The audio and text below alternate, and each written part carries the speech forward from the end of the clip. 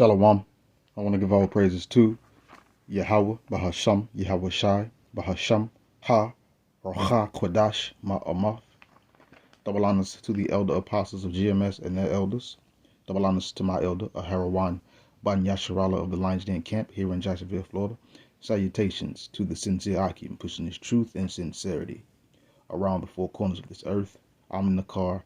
Harab Ban Yasharala coming out of the Lions Den Camp of Yasharala, located here in Jacksonville, Florida. And not today I'll be coming out with a lesson, and it's a laying back off the lesson that my elder just recently did about this same about this, we'll say, same incident. It's just I seen it on another news platform that I have, and it says Missouri, we'll say Mawaf, we know what that is in the Hebrew.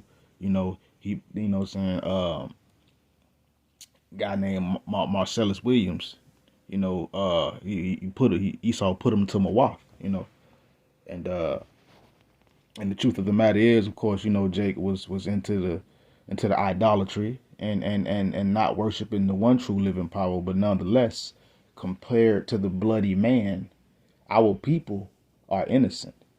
They are wicked, and they are adverse to the Heavenly Father, but compared to the one that is wasted away, our people are innocent. But nonetheless, let's continue. It's a lengthy article, so I'm not going to read the whole article, but I'm going to read a vast majority of it. So let's continue. And this is a linebacker, and of course, Sirach 21:15, my elder, he put that in the group chat, skillful man here, wise word here, commended and add unto it. So let's continue. It says Missouri executed him. I'm just going to say it is what it is. Executed a man on death row on Tuesday, despite objections from prosecutors who sought to have his conviction overturned and have supported his claims of innocence. This is Marcellus Khalifa Williams, 55, was unalived, and Esau helped him finish with all his living by lethal injection, ending a legal battle that sparked widespread outrage as the office that originally tried the case suggested that he was wrongfully convicted.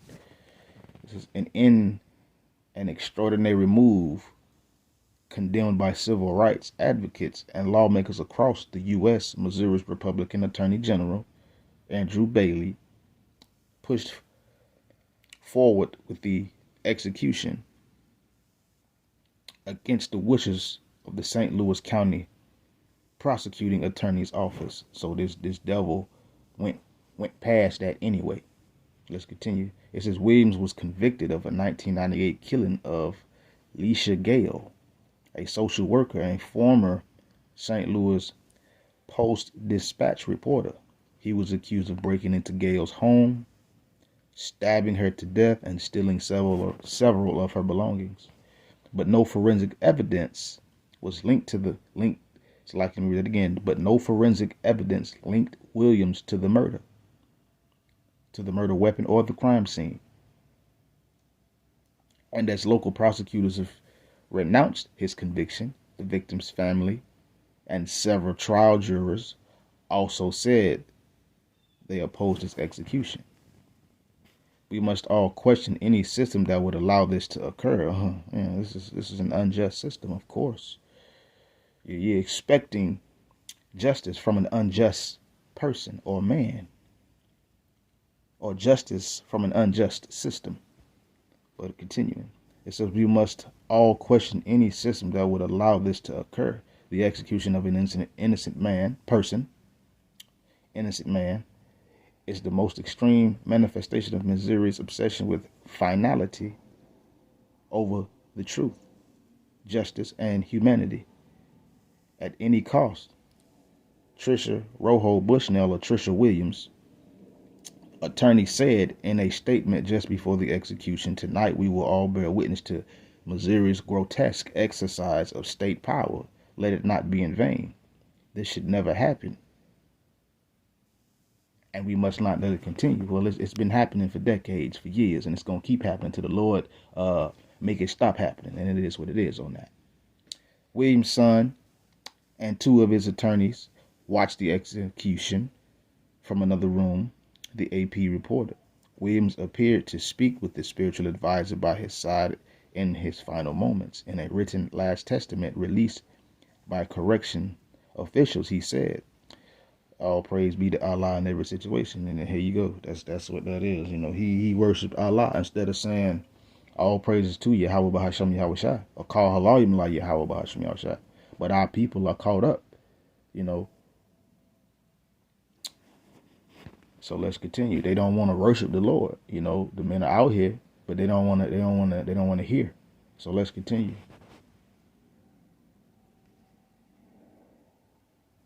It says Williams, who served as the imam in his, in his prison, and dedicated his time to poetry. Okay, Esau with this. It says twice had Salakia twice had his execution halted at the last minute. That was the Lord giving him a chance. He was days away from execution, January 2015, when the Missouri State Supreme Court granted his attorneys more time for DNA testing. In August 2017, Eric Greitens, the Republican governor at the time, granted a reprieve hours before the scheduled execution, citing DNA testing of the knife, which showed no trace of Williams' DNA. Greitens set up a panel to review the case, but when Mike Parson, he sounded like a old demon, prejudiced Edomite, the current Republican governor, took over, he disbanded that board and pushed for the execution to proceed. Yeah, this is unlawful killing right here. This was murder, something the Lord tells us not to do in the law, statutes, and commandments. But Jake want to save Esau, but Esau ain't got nothing to do with the Lord's instructions, rules, and regulations. Let's continue. It says in January, Wesley Bell, the Democratic prosecuting attorney in St. Louis, who championed criminal justice reforms, filed a motion to overturn Williams' conviction. Bell cited repeated DNA testing, finding that Williams' fingerprints were not on the knife. Miss Gale's murderer left behind considerable physical evidence. None of that physical evidence can be tied to Mr. Williams. He wrote, it's like his office wrote, adding, new evidence suggests that Mr. Williams is actually innocent.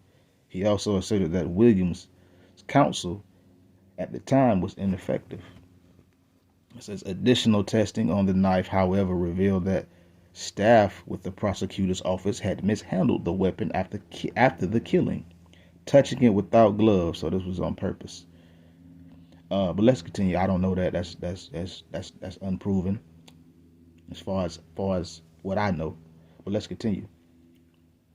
It says touching it without gloves before the trial, Bell's office said. A forensic expert testified that the mishandling of the weapon made it impossible to determine if Williams' fingerprints could have been on the knife earlier. How did he end up in that? It says in August, Williams and prosecutors reached an agreement to halt his execution. He would plead no contest to first-degree murder in exchange for a new sentence of life without parole. His lawyer said that agreement was not an admission of guilt and that it was meant to save his life while he pursued new evidence to prove his innocence. A judge signed off on the agreement, as did the victim's family, but the Attorney General challenged it and the state Supreme blocked it. Last-ditch efforts by both Williams' lawyers and St. Louis prosecutors were unsuccessful in recent days. In a plea over the weekend, Bell's office said there were constitutional errors in Williams' prosecution and pointed to recent testimony from the original prosecutor who said he rejected a potential black juror because he looked like he could be Williams' brother. The jury that convicted him had 11 white members and 1 black member. The same old, how they do in them places when it come down to Jake. It says the governor rejected Williams' clemency request on Monday, which noted that the victim's family and 3 jurors supported calls to revoke his death sentence. The U.S. Supreme Court denied a final request to halt the execution on Tuesday, with 3 liberal justices dissenting. And this is kind of making me mad, man. This is what Esau like to do, though, in those places like Missouri Mississippi, Georgia, Alabama, them places there. Let's continue. It says the Attorney General argued in court that the original prosecutor denied racial motivations for removing black jurors, Israelite jurors, and asserted that there was nothing improper about touching the murder weapon without gloves at the time, which they tell you in any murder scene, if you know anything about forensics and crime scene investigation, whatever happens, you don't enter that time, you don't enter that onto that scene and touch anything because you can mess up the whole investigation. Let's continue. It says Bailey's officials, so like in Bailey's office, has also suggested that other evidence points to Williams' guilt, including testimony from a man who shared a cell with Williams, said he confessed, and a testimony from a girlfriend claimed she saw stolen items in Williams' car. Williams' attorneys, however, contended that both of those witnesses were not reliable, saying they had been convicted of felonies and were motivated to testify by a $10,000 reward offer. Of course, you know how that worked. But I'm going to stop right here at this last sentence, paragraph, whatever you want to call it. It says, Bailey and Parson have not commented on their decision to override the wishes of the victim's family, but have pointed to the fact that the courts have repeatedly upheld Williams' conviction throughout his years of appeal. So they had every intention. That's how Esau does, because he wicked and he evil. But let's continue. I'm going to start at Psalms. No. Psalms chapter 10, verse 2.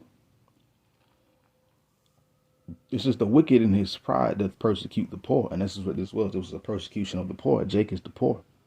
Let them be taken in the devices that they have imagined. So the wicked in their pride does persecute the poor. The wicked is always persecuting Jake, railroading Jake, putting Jake to death, doing all these things to our people.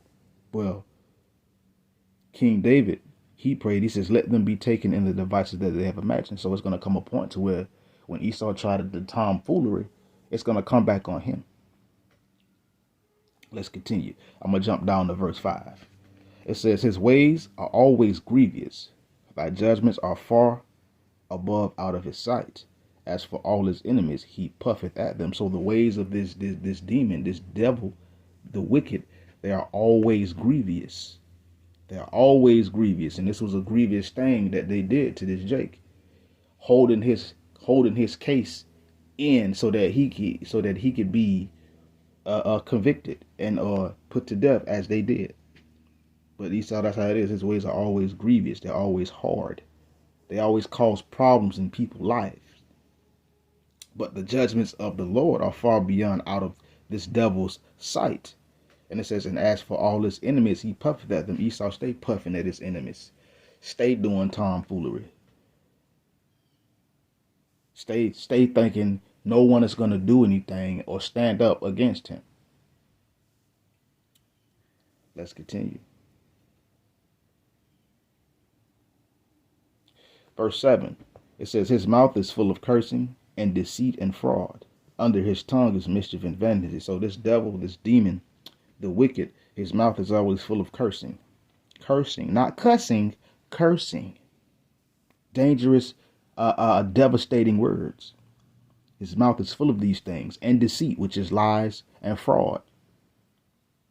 Under his tongue is mischief and vanity. Esau is always lying about something, saying something crazy, saying some tomfoolery out his face. But let's continue. Let's jump up to Psalms chapter 9.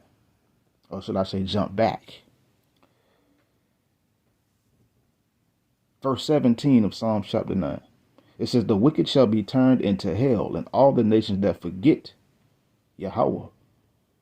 So the wicked shall be turned into hell. We already know what hell is. Hell is the grave, destruction. So Esau is going to be turned into the grave. He's going to be turned to destruction and to judgment.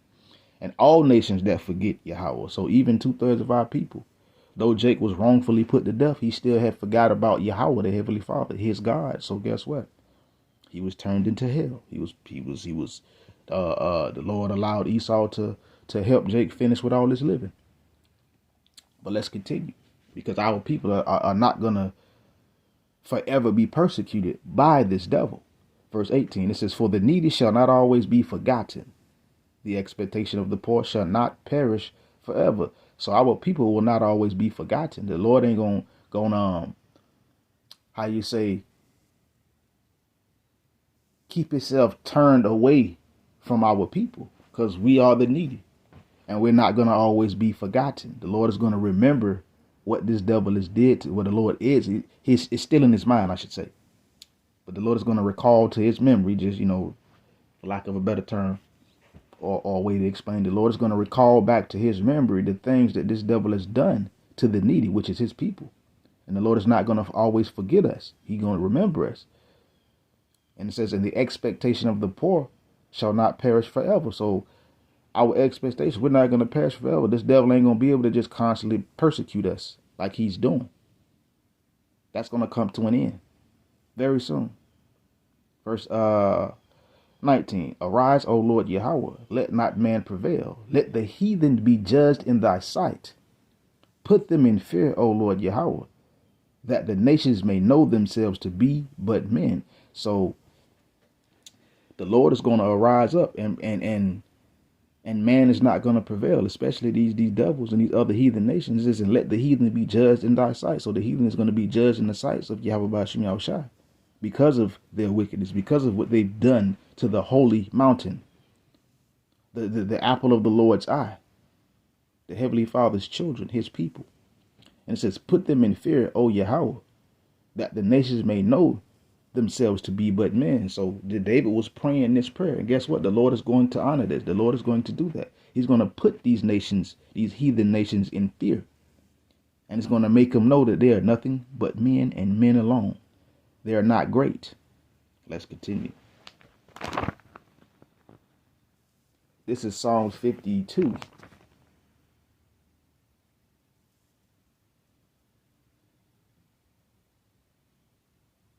You know what? Real quick, going back to the point I made where this devil ain't going to be able to persecute our people forever, because the Lord is going to intervene. This is Psalms chapter 11, verse 5.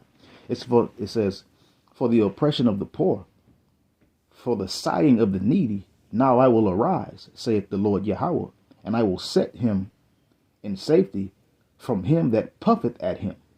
So it's going to come a point where the Lord is going to stretch out his hand and redeem his people. For the oppression of the poor and the sighing of the needy, the Lord is going to arise. He's going to do something about what is going on, especially to his people. 2/3, they're gonna get jacked up, but nonetheless, the Lord's still gonna rise up and do something about this devil. And the Lord's going to come a point where the Lord's going to set us in safety from him that puffeth at us. And Esau's the one that's puffing at us. What you gonna do? You ain't gonna do nothing. The Lord ain't on your side. He with me. But now this devil is starting to see that the Lord ain't never ever been on his side. He was only a tool for use in a bigger plan. Let's continue. This is Psalms 52, verse 2. It says, "Thy tongue deviseth mischiefs like a sharp razor working deceitfully." And that's how this devil's tongue is. It devises mischiefs, and it's like a sharp razor. You know, razors are deadly sharp. You can be sliced up, gashed up with a razor, and you don't know you cut up until you see blood. And that's how Esau's tongue works, working deceitfully, telling lies. When they say they had found a supposed inmate, and a girlfriend that said he had something to do with it, that's a lie. That was devising lies. And that was quickly disproved, in the article. But continuing, it says, "Thou lovest evil more than good, and lying rather than to speak righteousness." So this devil loves evil more than good.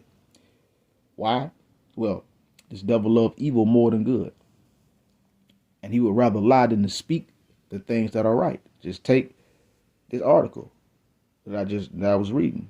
How they had irrefutable evidence that Jake was innocent. He had not done this thing. He had not committed this crime.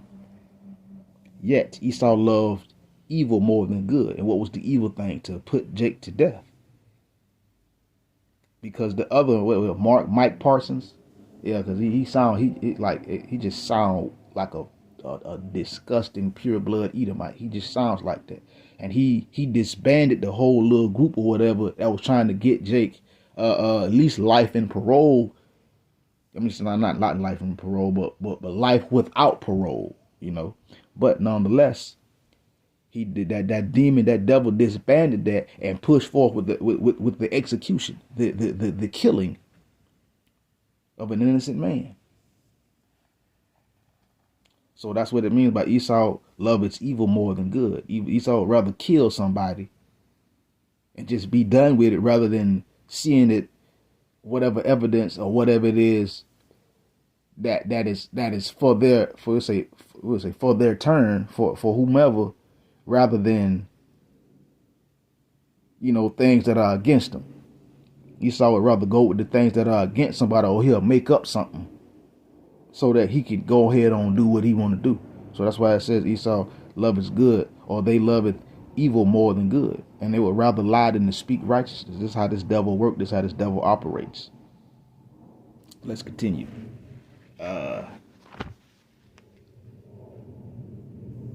This is Proverbs chapter 4, verse 16. It says, "For they sleep not except they have done mischief, and their sleep is taken away unless they cause something to fall." So this devil cannot even sleep correctly unless he's done some mischief or some kind of tomfoolery in the earth. And in some way, form, or fashion, he can't sleep. It says his sleep is taken away unless they cause something to fall. So Esau can't even get good rest if he ain't did no wickedness. He caused Jake to fall. Except for the falling that he caused for Jake was a fall that Jake not gonna get back up from. But see, these devils, these demons, they can't function unless they've done some tomfoolery. But let's continue to my last point. Well, I ain't gonna say to my last point, but getting close to my last point, I say that. You know what? Real quick. Here we go. Micah chapter 2, verse 1. It says, "Woe to them that devise iniquity and work evil upon their beds. When the morning is light, they practice it because it is in the power of their hands." So woe to them that devise iniquity. Woe. Judgment to those that devise iniquity. Yes, 2/3 of our people devise iniquity. But right now we're talking about this devil. And he's the one that devises iniquities and works evil upon his bed when the morning is light, when he wakes up in the morning. And they practice it. Why? Because it is in the power of their hand. And Jake being put to death was a wicked, evil practice. That it's an iniquitous work. Esau come up, he wake up with tomfoolery on his brain. How he could F up everything else. It is what it is. It is what it is. Woe to them that devise iniquity. And Esau devised iniquity. This devil, this demon devises iniquity. So they're going to be judged and destroyed. Let's continue. Because they do it because it is in the power of their hand. Well, they're going to be destroyed because it is in the power of the Lord's hand. Let's continue. Last point. And of course, the Edomite that push for this Jake, the push for Jake to finish with all his living. I'm pretty sure he didn't think that he was guilty for what he did. And that's what they do. They do wickedness, kill people, legitimately kill people, and then think they ain't did nothing wrong. How much of a demon do you have to be?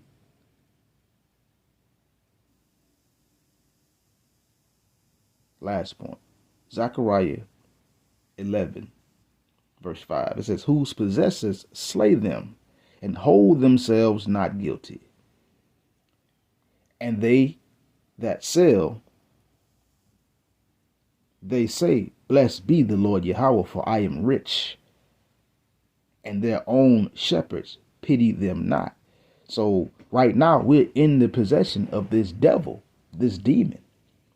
And he's been slaying Jake for years, for millennia.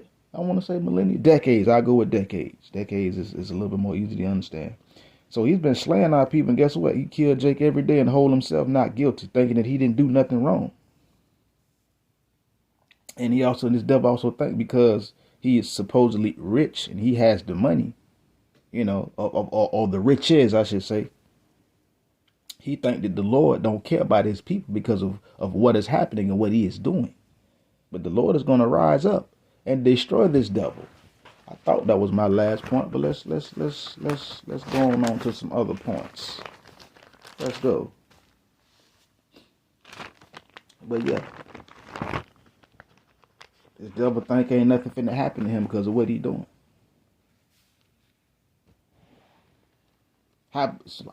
Obadiah, not Habakkuk, but Obadiah, verse 10, chapter 1, verse 10, because it's only one chapter. It says, "For thy violence against thy brother Jacob, shame shall cover thee, and thou shalt be cut off forever."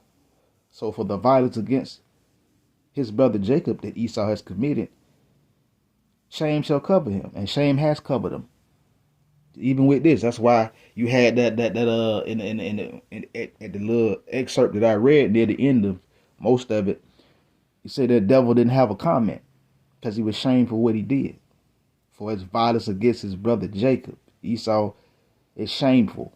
Shame is going to cover him, and guess what? And it has covered him, and he's going to be cut off forever. Let's jump over to verse 16.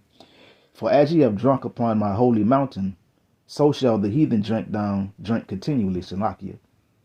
"Yea, they shall drink, and they shall swallow down, and they shall be as though they had not been." So because this devil has drunk upon the holy mountain of the Lord's people, came at us, was there when it said raise it, killed thy people, turned thy people in of those that escaped, and all kind of things, strange fruits, hanging our people, cut all kind of manner of wickedness.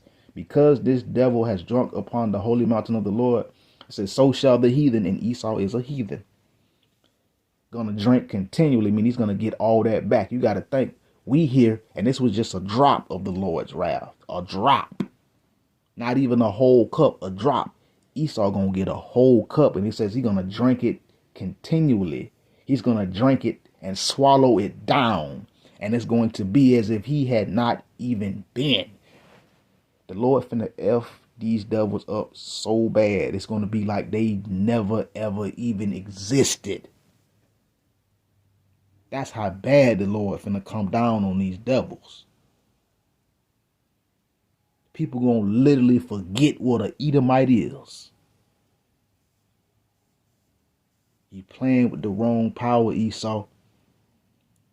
Yahweh Shai is undefeated. They don't lose. All they do is win. And all you gonna do is lose, Esau. You killed the innocent man. That's more blood on your hands. More for a reason for the Lord to judge your ass. Shalom.